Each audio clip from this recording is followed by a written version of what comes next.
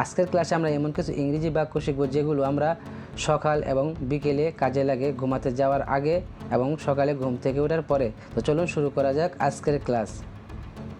Around 6 AM এর মানে হচ্ছে প্রায় 6টার দিকে। Around 6 AM। I walk up in the morning. আমি সকালে ঘুম থেকে উঠি। I walk up in the morning. আমি সকালে ঘুম থেকে উঠি। আই এম রেডি নাও এর মানে হচ্ছে আমি এখন তৈরি। আই এম রেডি নাও। আমি এখন তৈরি। টু গো টু ওয়ার্ক এর মানে হচ্ছে কাজে যাওয়ার জন্য। To go to work. Close the book এর মানে হচ্ছে বই বন্ধ করো। Close the book. Go and sleep এর মানে হচ্ছে যাও এবং ঘুমাও। Go and slip.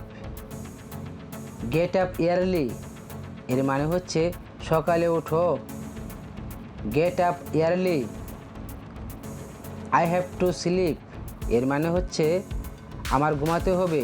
I have to sleep. You should sleep এর মানে হচ্ছে তোমার ঘুমানো উচিত। You should slip.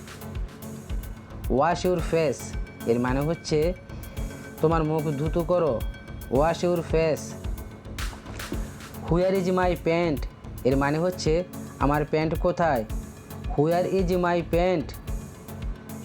Shot the door please এর মানে হচ্ছে দরজা বন্ধ করুন please.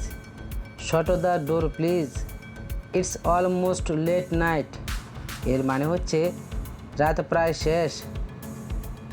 I will go to sleep now এর মানে হচ্ছে আমি এখন শুতে যাব।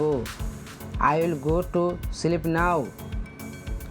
I will go to sleep এর মানে হচ্ছে আমি শুতে যাব। I will go to sleep. Have you breakfast এর মানে হচ্ছে তুমি কি সকালে নাস্তা করেছো। Have you breakfast. Comb your hair এর মানে হচ্ছে আপনার চুল আঁচড়ান। Comb your hair. Put off the stove এর মানে হচ্ছে চুলা নিভিয়ে দিন। Put off the stove. What's the time now এর মানে হচ্ছে এখন সময় কি। What's the time now. Close the book এর মানে হচ্ছে বই বন্ধ করো। Close the book. I will call you tomorrow এর মানে হচ্ছে আমি তোমাকে আগামীকাল কল করব। I will call you tomorrow. I will call you later এর মানে হচ্ছে আমি তোমাকে পরে কল করব। I will call you later. I will call you back এর মানে হচ্ছে আমি তোমাকে ফেরত কল করব। I will call you back. আমি তোমাকে ফেরত কল করব। আশা করি ভিডিওটি আপনারা বুঝতে পেরেছেন। যদি ভালো লেগে থাকে তাহলে অবশ্যই সাবস্ক্রাইব করবেন পরবর্তীতে এরকম ভিডিও আরও পাওয়ার জন্য। তো আজ এ পর্যন্তই। Thank you for watching.